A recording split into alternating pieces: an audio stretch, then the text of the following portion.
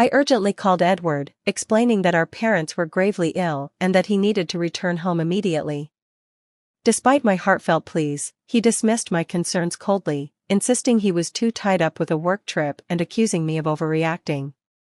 He abruptly ended the call, ignoring my attempts to keep him on the line. For weeks later, when Edward finally returned home, indifferent and distant, I had the painful task of telling him that he had missed both of our parents' funerals. Shocked and bewildered, he couldn't comprehend what I was saying, thinking it was some kind of cruel joke. I reminded him of the call I made, warning him about their critical health condition, and his face fell as regret washed over him, leaving him speechless. My name is Janet Rachel, a 51-year-old woman who has devoted her life to family, stepping away from a promising career in administration after marriage. My journey with Edward began in college, where we connected through our shared love for paddle. Initially, our relationship was strained. Edward, the leader of the paddle club and focused on national competitions, was harsh and demanding.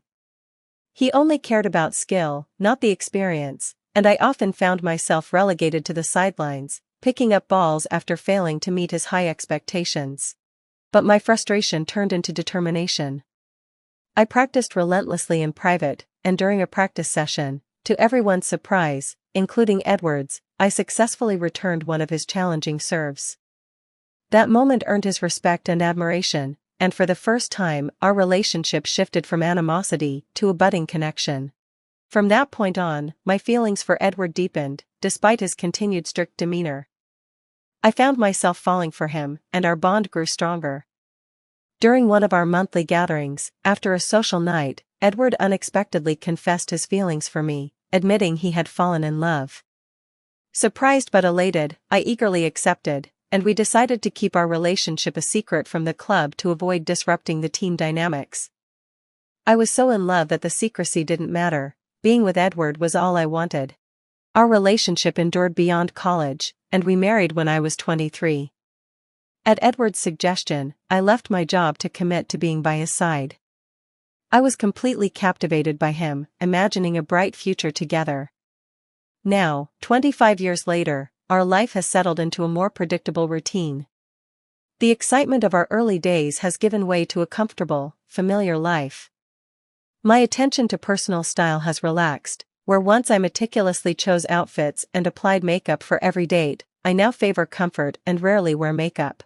As a homemaker who rarely interacts with anyone outside our home, I've embraced a natural look. Reflecting on these changes, I can't help but notice how much I've changed since my younger years. I've gained weight, and my appearance now mirrors the before photos seen in weight loss ads.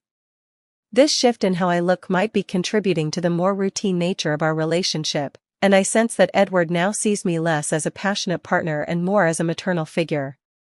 He even makes light-hearted comments, asking for coffee in a way that feels more like a caretaker's role than a wife's.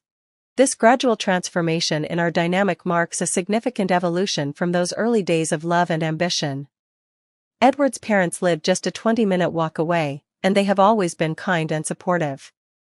In return, I visit them often, eager to help, especially as their health has been failing. My father-in-law is battling a serious illness, and the doctors have given him little hope. He expressed a wish to spend his remaining days at home, and we brought him home for palliative care. The strain has been heavy on my mother-in-law, who seems increasingly worn out by the burden of caring for him.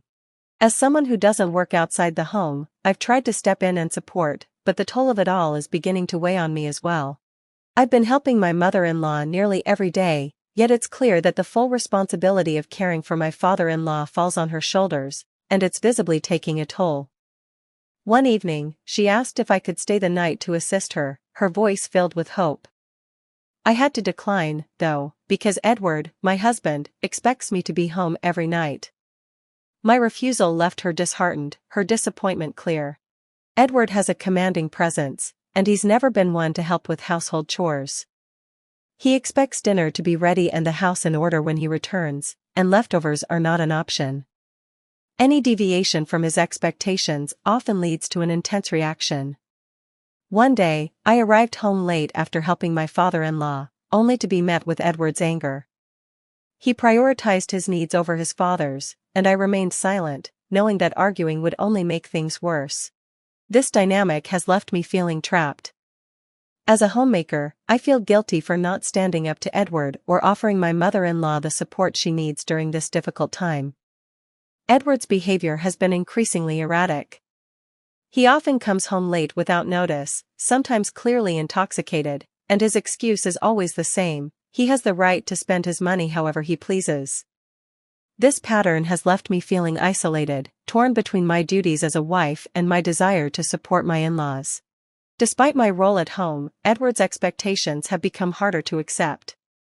His frequent nights out were beginning to concern me, not just for our family, but for the families of those he spent time with.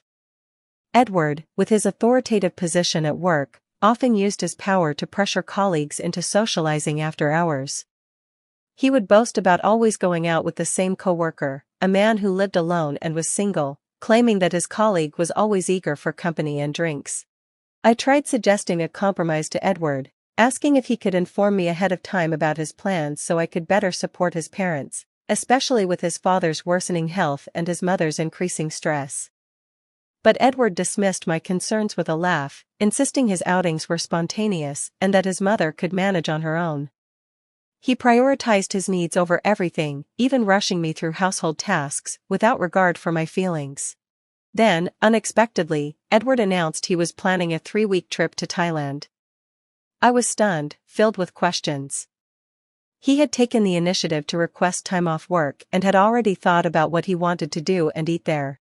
When I asked about the sudden trip and mentioned that I didn't have a passport, he casually replied that it didn't matter because I wouldn't be joining him. This was particularly surprising, since we hadn't even gone on a proper honeymoon. Given his usual stance on saving money, curious and concerned, I asked who he would be traveling with. His response was curt: he was going with a coworker, and then he quickly shifted the conversation to ask about dinner.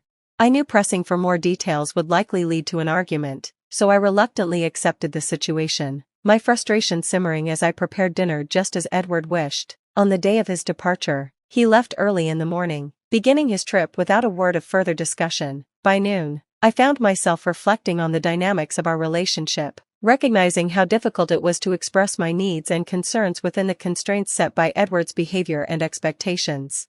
In a moment of urgency, I called Edward, only to be met with impatience. "What do you want? I'm about to board a plane," he snapped, irritation clear in his voice. I pleaded with him, explaining the dire state of his parents' health and urging him to reconsider his trip. But Edward dismissed me coldly, claiming he was on vacation and telling me to handle the situation myself. His lack of empathy stung as he hung up, leaving my calls unanswered thereafter. Murmuring a quiet promise of regret, I resigned myself to waiting for his return. 3 weeks later, when Edward finally came back, he seemed unaffected by the events that had unfolded in his absence. I confronted him with the news of his parents' passing, and he reacted with disbelief, questioning me as if I were playing a cruel joke. I explained the heartbreaking details of how his parents had deteriorated and passed away, despite my constant visits and care. Their sudden decline was something I couldn't prevent, and the guilt weighed heavily on me.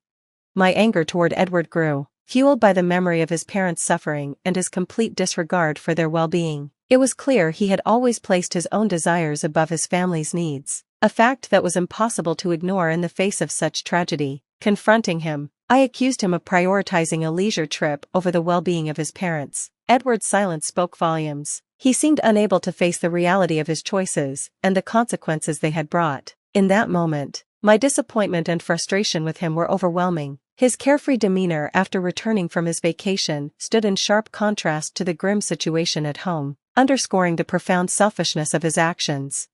My heart ached, not just for the loss of my in-laws, but also for the realization that the man I had hoped would stand by me in difficult times had chosen himself above all else. With a hint of sarcasm, I probed further, asking about his recent 4-week getaway, suggesting it might have been with a lover. Edward, seemingly defeated, admitted to his affair with Donna, a younger coworker who, in his words, brought him comfort like nothing I could. His confession revealed that his late nights weren't spent working late but with Donna, and he boasted about her qualities in comparison to mine, arrogantly undermining my worth. What came next was even more shocking. With his parents no longer around to object, Edward bluntly suggested a divorce, envisioning a future where he could live with Donna in our home, effectively telling me to leave. The proposal hit me like a blow to the chest. Having dedicated my life to being a homemaker at Edward's request, I had no income of my own and little confidence to start over. But the realization that he had chosen his mistress over attending to his ailing parents was the final straw. With firm resolve, I left him for good. I packed only the essentials and soon found refuge in a budget motel. A week into my new reality, Edward's call broke my peace. His voice was panicked over a missing checkbook. Unfazed, I informed him that the financial documents and accounts under his name were untouched at home, only the checkbook was missing.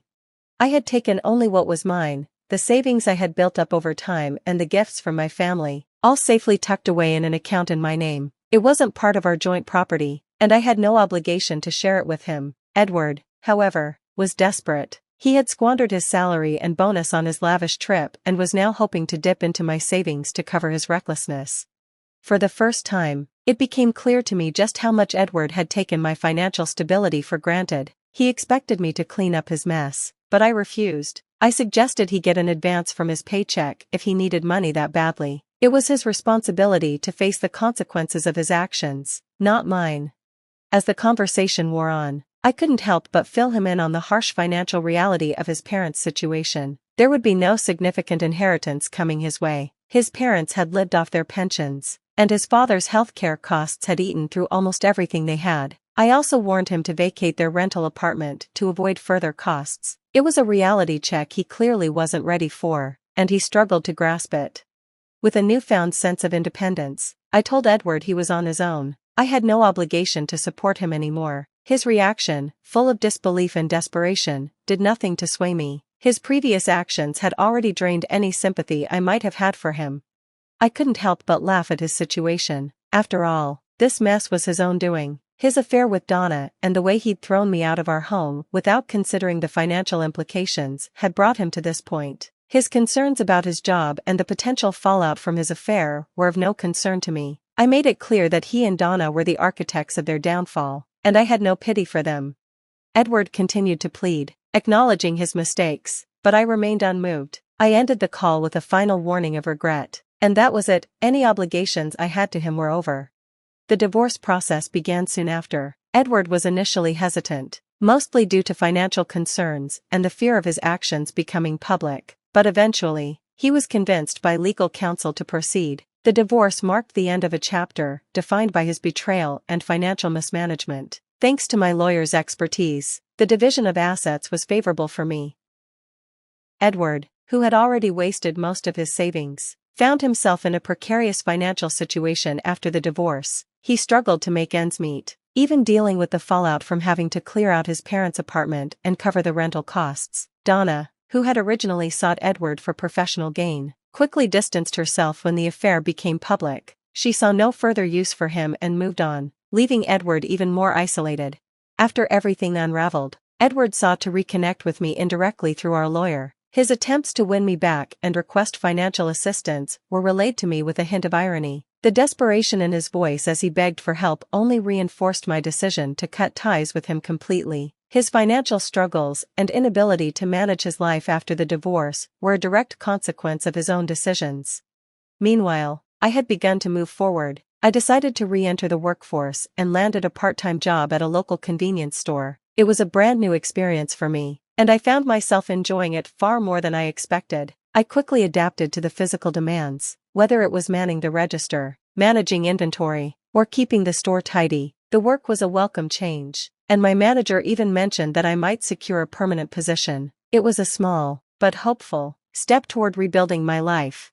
Looking back, I see this chapter not as a decline, but as a midpoint full of potential. The end of my marriage wasn't a setback, but a launchpad for new beginnings. As I navigate this next phase of life, I do so with a renewed sense of purpose and joy, eager to embrace whatever opportunities lie ahead.